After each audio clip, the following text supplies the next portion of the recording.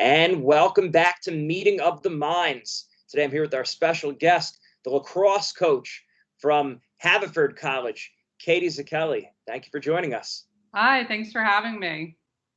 Absolutely. Great to be talking with another native from New Jersey. Yes, Jersey. All right, so we'll kick things right off. So tell us, what's your team doing at this time, your athletes, to get better? Yeah, currently, right now, we're actually in a transition from last year's team into our new team. But during the last 12 weeks or 10 weeks of the semester when we were all at home, we were just doing as much as we could to stay connected. So we had different team competitions throughout each week. We did a bingo board, and every box was just a different thing, whether it was like send a sweaty selfie to the team or Zoom call with a teammate and do a workout together. And so they were trying to, check out as many boxes as they could each week to get points for their mini teams within our team. We're split into 4 different families, we call them.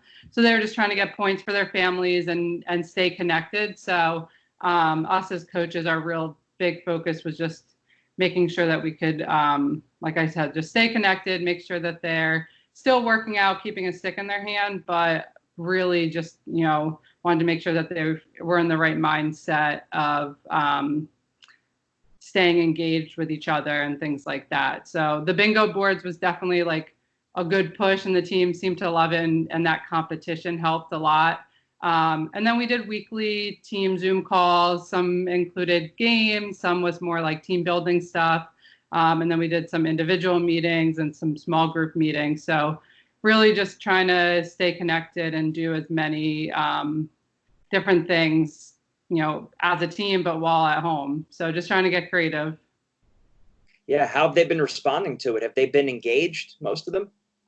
Yeah, you never know, like, are they going to buy in, or, if I'm throwing these crazy ideas at them. But for the most part, they've all bought in. And I think the competition part really helps. And that's like giving them a little bit more of a drive to want to fill out their bingo board and stuff like that. So for the most part, they've bought in. I think we've been able to do a lot of different things. And, as much as this time at home is, not the best, it's on me as a coach to get to know them better. A lot of times our time together is on the field. And so this has really allowed us to get to know them as people, which is super important. Yeah, absolutely. We always talk about being able to maximize each athlete's potential. And of course, there's some guiding principles that go for everyone, but just like no 2 fingers on your hand are the same, each athlete's different. So being able to get to know them is great. Right. That's a good question then. How do you get to know the team better? What kind of questions will you ask, or to be able to pull the right strings when they're under fire? Right. Yeah. So actually last week we did small group Zooms with each class. And so we just talked about what type of leadership style they respond best to, what motivates them. So it was really nice to be able to have those conversations among their grade and kind of get to the bottom of it, because I think my goal as a coach is to get to know each girl and how they're best motivated. And so it's nice for them. I always ask them that sometimes in our end of the year meetings, but for them to have to say it in front of their peers, and then their peers know, okay, if Susie misses a shot, I know that, if I go over to her right now and take her aside and say something, she'll appreciate that, opposed to like me yelling at her. So I think for them to get to know each other in that type of way has been really helpful too.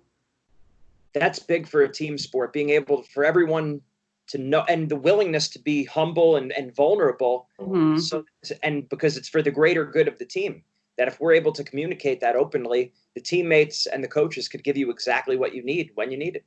Yeah. So it was definitely helpful. And I think it will allow them at practice to have more direct communication with each other and get more out of practice. That makes sense. That's great.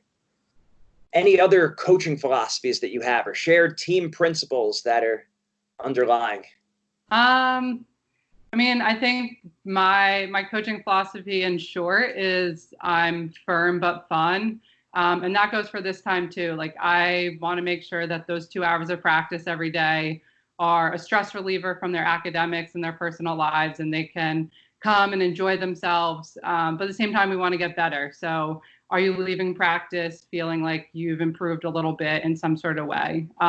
So we definitely focus on a team first mentality, and kind of put that together with our practices and making sure that it's team first, but that each individual is getting better and having fun and enjoying themselves. I don't want lacrosse to add a stress to, their 4 years at Haverford. I want them to enjoy it as much as possible. But we want to be prepared when it comes to game day. So making sure that our practices are efficient, competitive, and that they're challenging each other at them. Yeah, it's always that tough balance, right? Because Mm-hmm. it's if you're having fun, you're probably going to compete better. Right. But at the same time, you got to take it serious. You have to have that mentality where we're trying to improve. I'm focusing Mm-hmm. on my weaknesses, but keeping it fun. So how do you deal with balancing that with the athletes? You probably see maybe some athletes are more inclined to be on the fun side and they need to be a little bit more firm, and some on Right. the firm side you need to have a little bit more fun. Right. Yeah. So we, as coaches, my assistants and I, we make sure that we plan practice, kind of to the T during the day, and making sure that we mix in, like I talked about, those families we have. We make sure that we do things at practice for family points. We have our comp team. So really try to mix in that competition. And then when it's gearing up for game day, that's when parts of practices will shift and have a little bit more of a focus on the scout and things like that. But yeah, it's definitely can be challenging. Yeah. No, absolutely. That's always the big question, right? How do you keep the balance? But that's what it is. And those best athletes are able to find that balance. So we're always saying mentally being able to know yourself, to communicate that to your coaches, to your teammates, it just goes a long way, taking that time out of the equation. And what Yeah. are some of the other mental struggles that you see with your athletes, or just athletes in general? Yeah. I think the biggest thing from my team that we hear is the confidence.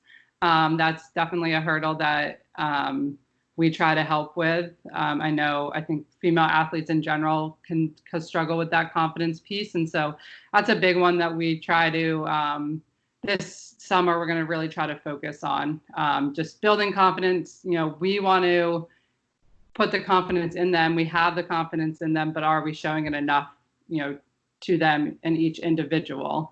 But at the end of the day, how do we get it out of them? Because I think the confidence has to come within as well. And then I think just a full 60 minutes is always a challenge. We talk about like being able to play at the level you want to play for a whole game, and as a whole team as well. So just having that be strung together for 2 full halves is a challenge that we have hit. Whether you're behind and you don't know how to come from behind, or you trying to hold the lead, or you're going to overtime. So just the challenges of a full 60 minutes, and mentally being able to stay engaged in every play and not allowing a pass play to affect your future play.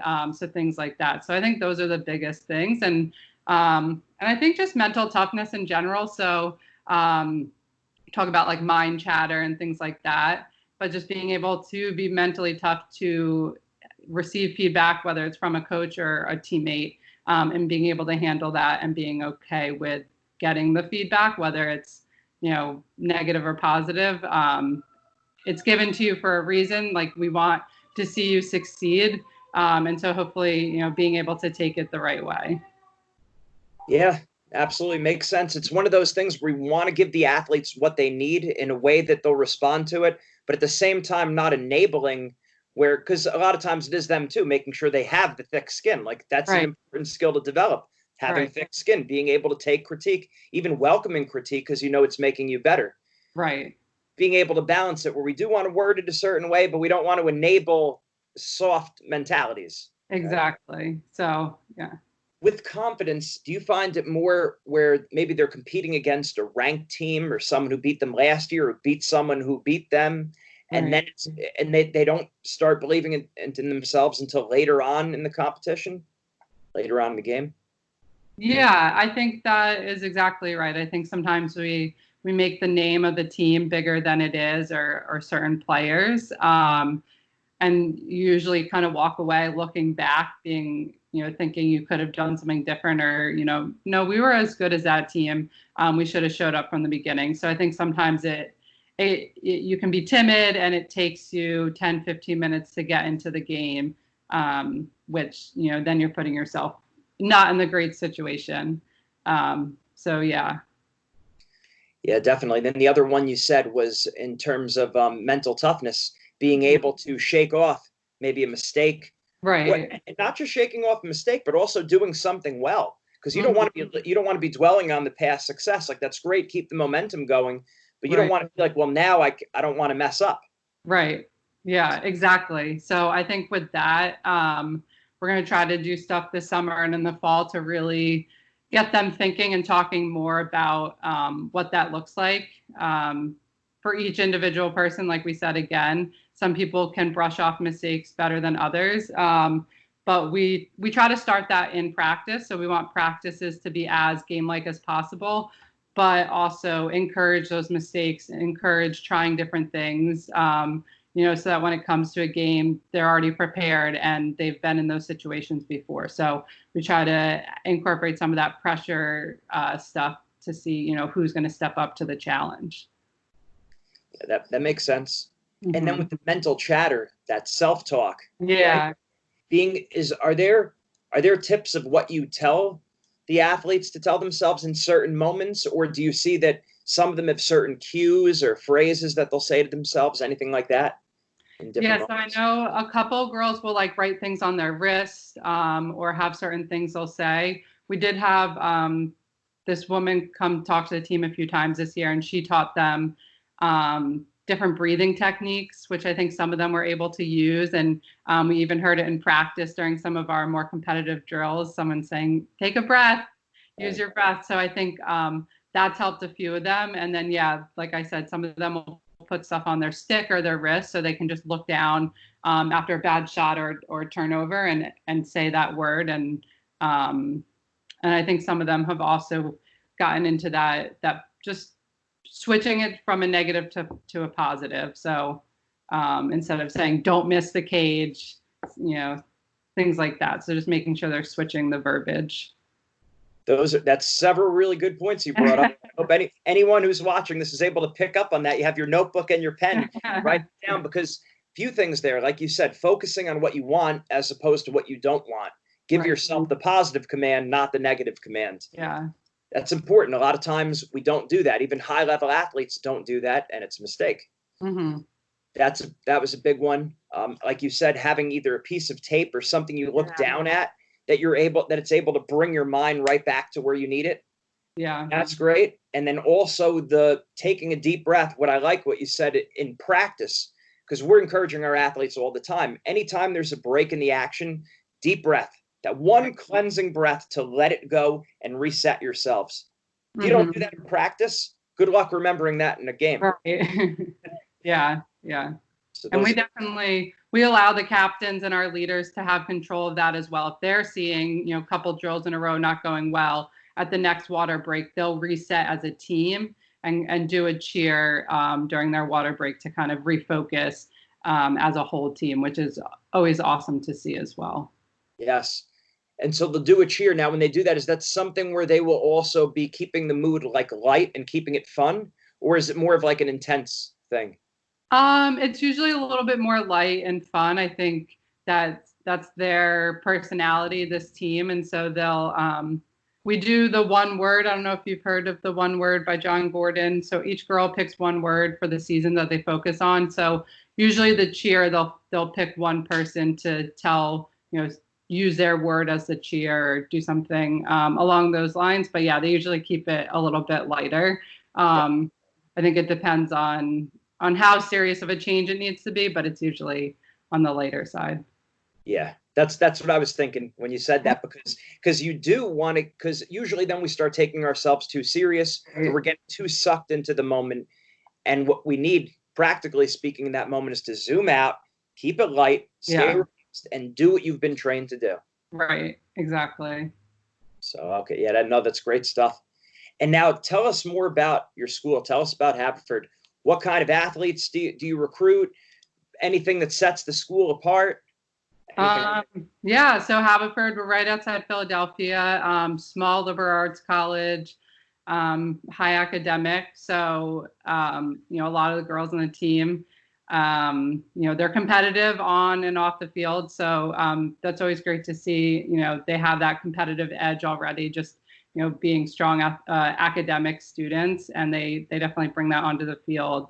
And we do recruit across the country. So we've got about a dozen states represented on our roster. So Haverford just naturally, the school in itself is geographically diverse. So we kind of try to keep that trend on the team as well. And Haverford has an honor code. I know a lot of schools might have that, but it's student run. And I think that really allows for unique individuals. With that, they're allowed to self-proctor exams. There's an academic and a social piece to it. And like I said, it's student governed. And I think it just allows for a lot of mutual respect on campus. And the students are treated like adults. And so we try to translate that to our team as well. And I'm always looking for the players to have feedback and input on different things we're doing with the program, because I want them to have an input and a say.